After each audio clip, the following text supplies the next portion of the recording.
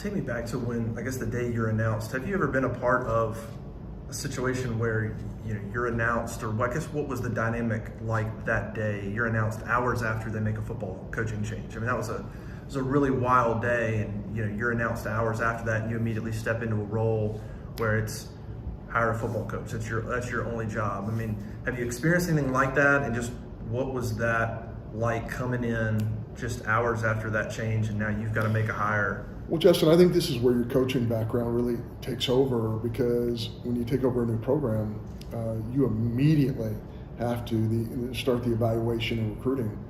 And like being a coach, when you're an athletic director, it's an evaluation process immediately. I've had the great fortune when I was coaching of being at places that attract quality student athletes, and Auburn, same way, attracted some really, really good candidates for a football position. So yes, the minute I had a conversation with Dr. Roberts about this position, it was running through my head that there would be a possibility that you'd have to hire a new football coach, and so your wheels start turning.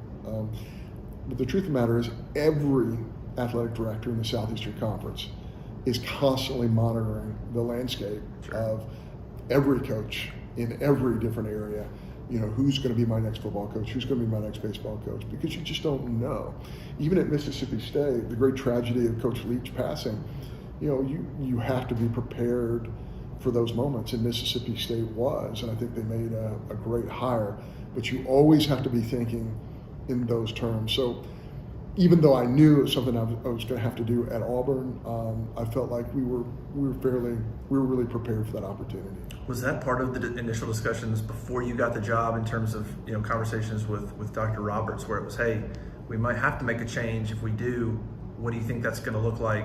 From a broad view, was that part of the discussions with you and Roberts before you even got the job? Like, hey, what's your plan here? There were definite discussions like that. Nothing definite, right? Because nothing had been done, right? But you're playing a lot of what ifs. And when you're a really good president at an incredible institution like Auburn, you are charged with all of the what ifs, not just your football coach, but every part of that university. What if? What if?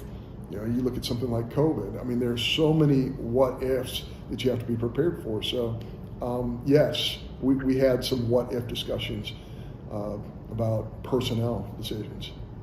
You make the hire of Hugh Freeze, and I don't want to relitigate a lot of the whys and backlash and things like that, right? So we're kind of where we are now.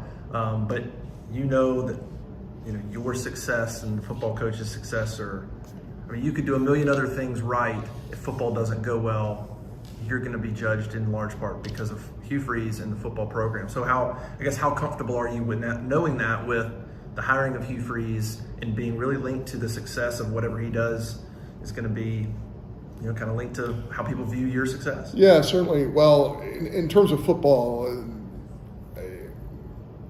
Hugh checked every box. He's a guy who obviously coached in this league, had success in this league. He had recruited at a high level. His connectivity to high school coaches in the region was pretty powerful. When you go through your checklist, Hugh checked so many boxes.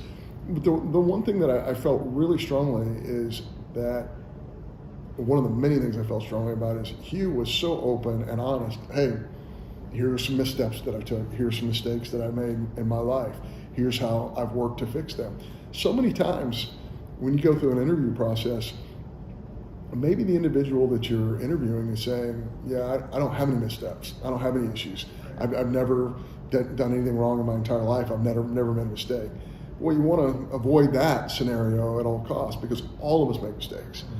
All of us. And for us to cast stones at folks who have made mistakes. Hey, arguably the greatest basketball coach in Auburn history made some mistakes. And I think Auburn is the benefactor of somebody who had learned from their mistakes and has taken Auburn basketball to a championship level. Of course, I think Coach Freeze had some missteps along the way in his career, but I also think he was so transparent and talked about the educational components, not only with himself, but with his family, with his wife, and the things that he had done. You're never going to fix every part of your life, but you can be a lifelong learner. One of the things I found interesting too about Coach Freeze is his transparency with his own players.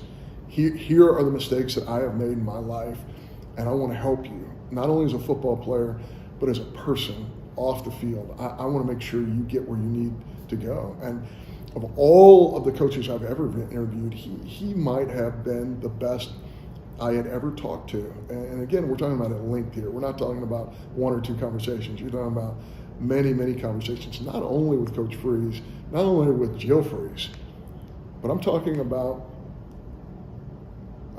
women basketball players who played for him in high school.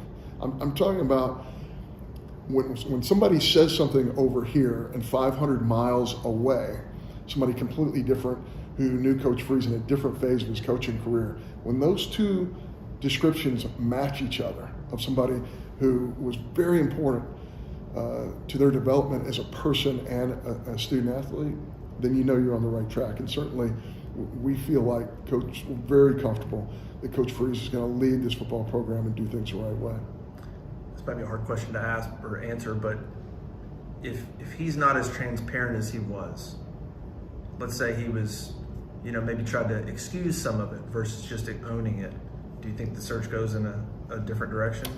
I don't know. That's a great question, Justin. But I will say I was heavily influenced by the fact that he was so transparent. And everything that Coach Freeze told us about his past was 100% accurate to what we found out. There were no discrepancies between what Coach Freeze said and what anybody else said. The other thing, too, is when you have the opportunity to speak to people who have worked very closely with Coach Freeze and you're able to get the facts, the actual real things that happen, you have a level of comfort. You're not just guessing. You're asking real questions to real people.